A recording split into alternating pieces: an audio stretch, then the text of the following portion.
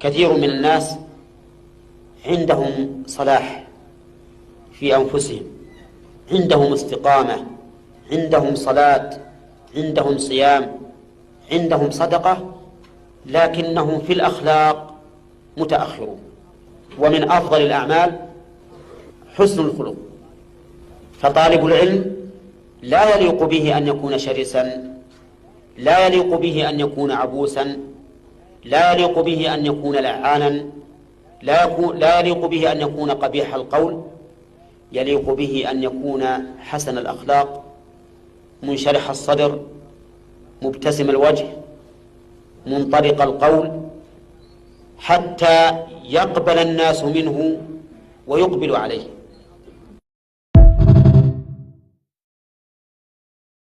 صوت المرأة ليس بعورة، فليس هناك ما يدل على أن صوت المرأة عورة، لا في الكتاب ولا في السنة ولا في أقوال الصحابة، بل كان النساء في عهد النبي عليه الصلاة والسلام يأتينه فيسألنه بمشهد من الناس، بمجمع من الناس، فما زجرهن النبي عليه الصلاة والسلام وقال اسكتنا أو لا تتكلمنا.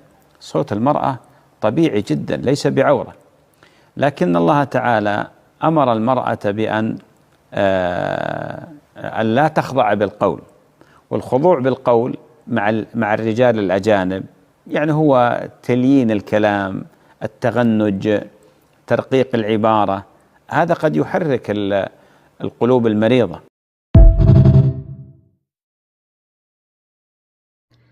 Assalamu alaikum warahmatullahi wabarakatuh. Hope you're doing well. Sheikh Uthaymeen had some wonderful pointers for us to examine as students of knowledge, and this really caused me to do a lot of self-reflection. And he mentioned how important it is to have good manners, and each culture has sort of relativistic standards for what good manners are. The Asians with their bowing, things like that. But I would argue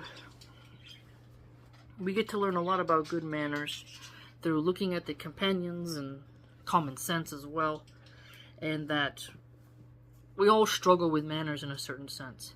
It's something that I think we all will struggle with until the day we return to Allah subhanahu wa ta'ala, but the point is that we try. We seek forgiveness and we keep trying. Okay?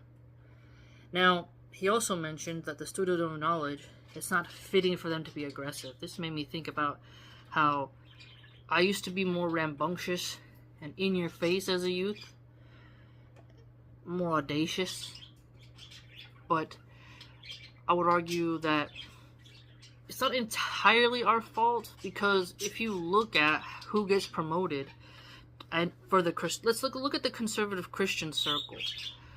Tommy Lauren, she's aggressive, she's loud, maybe not as much, but she got famous for being really rude and intense. Candace Owens, some of her first videos, she was really aggressive in how she was mocking illegal women and their suffering, and how she didn't care. Now she's softer and she's decided to use her vocabulary to express herself more, but her energy was not as passive in the past.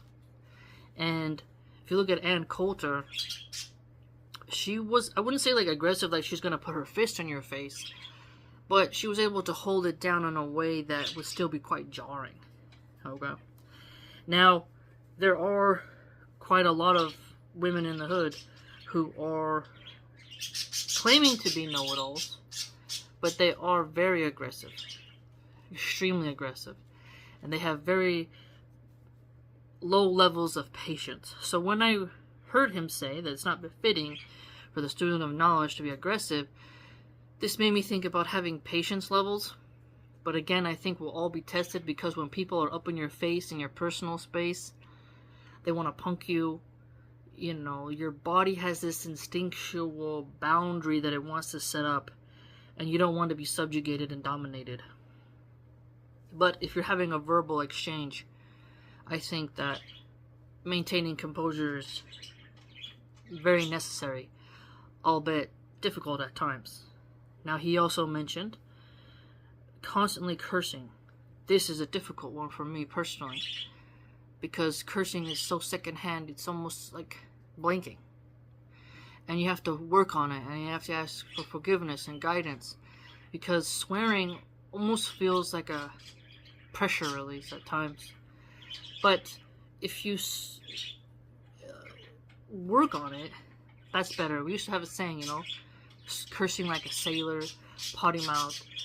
You don't want to be like that, and it's not good for women to be like that. But if you look at the female rappers who are pushed to the youth, the vulgarity of them is intense.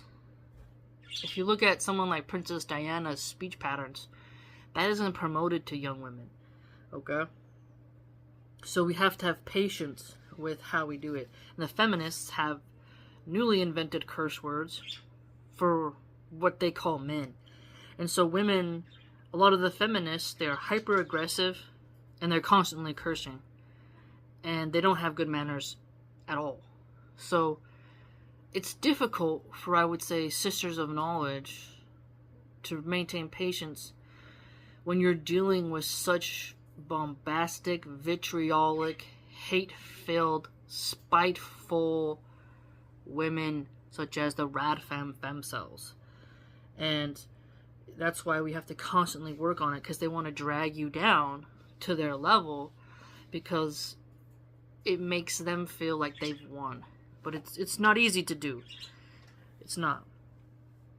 In my opinion. Maybe for you, but we all have our strengths and weaknesses. And if you stop listening to music that has cursing, that'll also help you as well. If you look at the character Tony Soprano, how he would swear a lot, you get to see an insight into East Coast Italian ethos, where it comes out and you don't even think there's something wrong with it. And so you have to remind yourself that, hey, it's not okay. We shouldn't be doing that. He also mentioned frowning. Don't be constantly frowning. And that you should be smiling.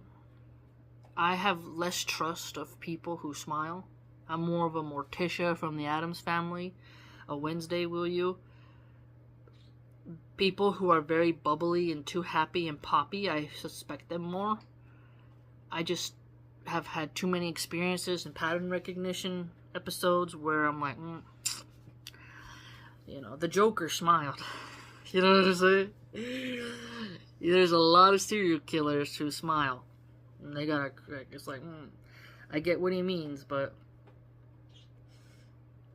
I'm not, I have more of a, some people call it a resting bitch face. I have to use that word because I don't know any other word how they describe it. But some people would see that as, oh, you don't look as friendly.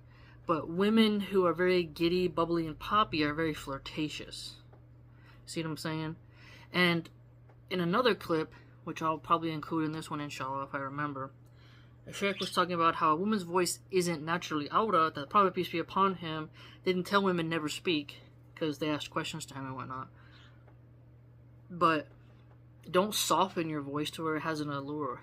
And this made me further think about how when I was in customer service, you have to smile, and you have to have this sort of charming disposition, and it would make me feel sick inside, because I'd rather just have a plain face and be reading and not talking too much and being in my own world, like, doing something like that, rather than having to be a socialite.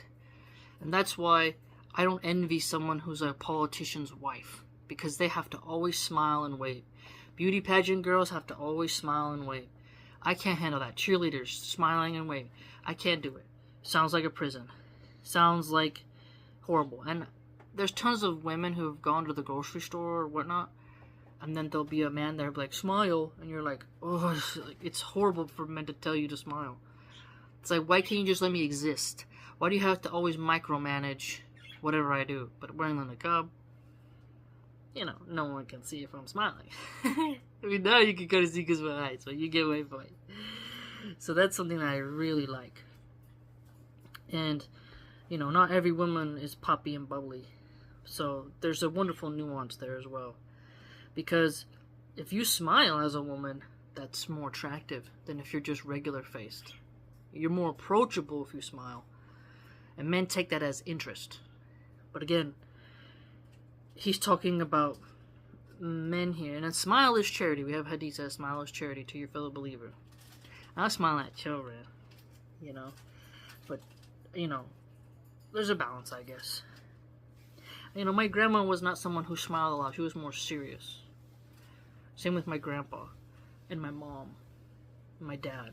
So maybe that's a bit of my, you know, cultural bias.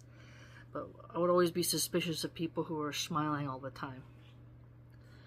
Like, it's like those monkeys, they show their teeth, like, they flex their, what do they call those? The longer ones, their fangs. Not their fangs, but there's another word for it. But their sharper teeth, they flex them, and it's like a form of intimidation. And the Joker smiled. You know, how many serial killers are smiling these smiles? And it's always creepy when you see someone smiling and their mugshot, and then you realize what crimes they did. So it's very important to not just be fooled by a smile, you know. I mean, a demon can smile, as they say. So he also mentioned being well-spoken. I totally agree with that. Learning how to verbalize yourself, communicate your ideas thoughtfully, and word it in the best way you can that isn't jarring is important. One thing I appreciate about the etiquette and culture I've created on both my YouTube channels, on Bibliophile, Hermit, and on Philosopher's Corner, is people who disagree, for the most part, on average, in general, they disagree in a way that is nice to read. You're like, oh, okay, fine.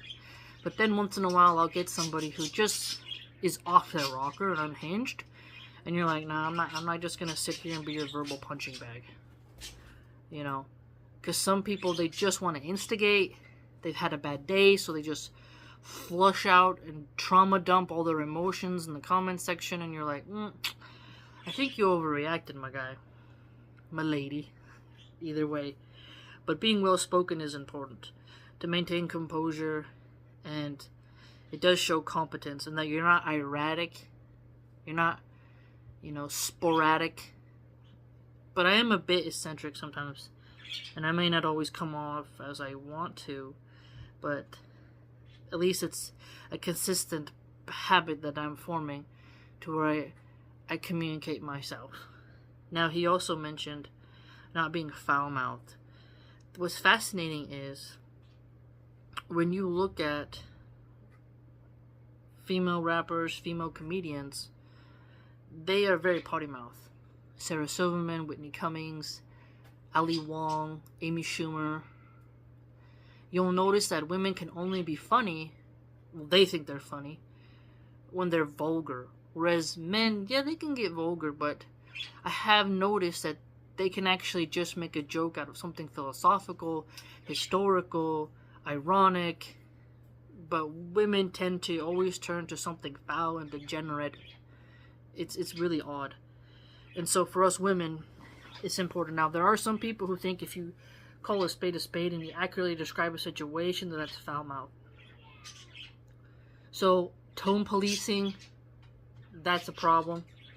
Because people will think it's bad manners if you say something firmly. If you're not like, okay, yeah, they'll be like, you're bad manners, you're being mean, you're judging, blah, blah, blah. But if you're like, hey, listen, this behavior that you're doing is going to lead to X, Y, and Z consequences. Okay? And if you descriptively describe, like you really are accurate in what could occur, they'll be like, oh, that's potty mouth, that's foul mouth. No, there are some truths that are uncomfortable.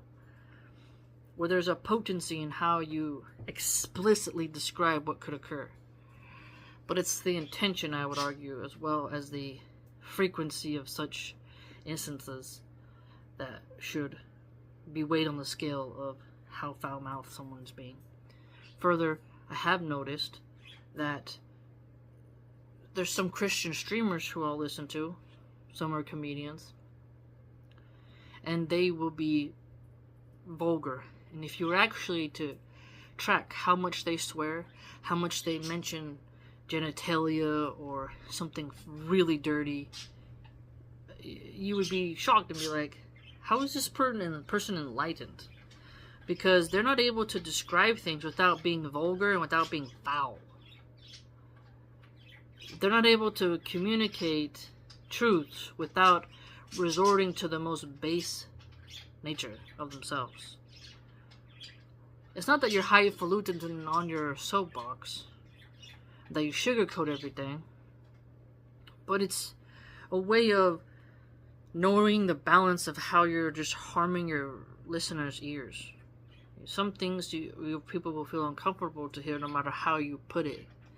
But there are people who like to be grotesque on purpose, and then when you get offended by it, they say, well, you just don't like truth tellers. And you're like, no, you're just being gross.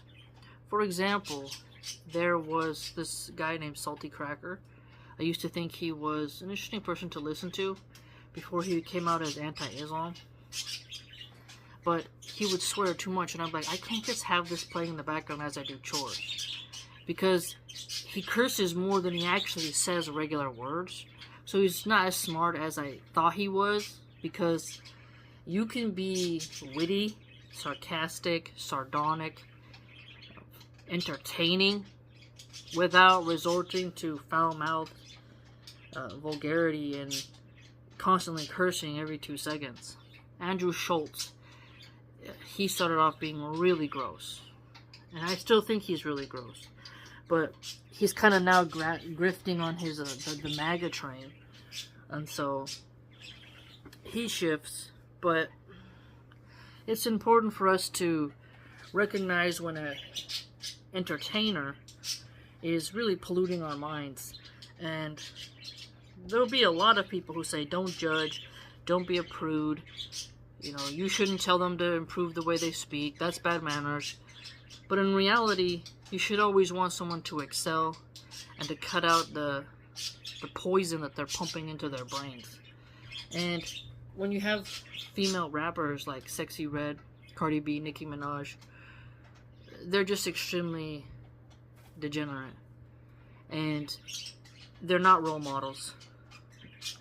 Foul-mouthed, cursing, poor manners, deeply selfish individuals, and they smile a lot, but overall they're terrible human beings. And they're not well-spoken. And their vocabulary is shockingly low. So it's important for us to remind people that you shouldn't be listening to music. Music is haram. There will be people who will try to say, no, it's a good, and it just depends on the artist, but in reality, that becomes your mantra. And then you can't really memorize the Quran and more important things because you got these tunes, these jingles, going on a loop in your brain, taking over your headspace. And so, if you want to improve your manners, cutting out vulgar music is a top way. And let's say you have a streamer who, you start to notice they're going to go off on a vulgar tangent, you just skip ahead. It's hard to do when it's live. But if it's not live, you can just... And that's why I appreciate people like Brother Gabriel Romani, Daniel Hakikachu, Abdul Rahman Hassan, Scholarly Subtitles channel. They create content that you're not scared or embarrassed to have on. Whereas there's other content creators who you don't really know what you're going to get. And I indeed struggle with this, but I'm getting better over the years. Give me a break. I'm trying. Think about how you'll have a character like Tony Soprano, how easily he swears, and it just comes out. And you don't even think nothing of it. This is common. American high schools, you go to a middle school, you're going to hear these kids' mouths. It's normalized. Okay? And in some places, they'll make fun of you if you don't swear. They see you as weak if you don't swear. And so we have to work on that. And help our kids to know that you can show strength without being foul-mouthed, coarse, and vulgar. Right? Look at how... That's why I like Habib so much, is because Connor has these cocaine-fueled, drunken outbursts, meltdowns, spirals on Twitter about Habib till this day. And Habib just doesn't respond. And when you see how Connor's partying, cheating on his wife, getting drunk, being sloppy, and then Habib is just eating right, working out, praying, You can see who's more serious about life, who's more respectable, who has better manners. But Dana White and others like him like that bombastic, clownish, entertainer aura. And this is what leads us astray. And it's hard because people can get bored with manners. And indeed, when there's some Mormons who they just always smile, and they're very one emotion, and they're totally fake. And I really can't trust people like that if they don't have a spectrum of emotions. I'm not saying that you have to be bipolar and have mood swings and be schizophrenic. But people who are always only presenting one part of their psychology, one aspect of their being, I feel like they're hiding more. That's my experience.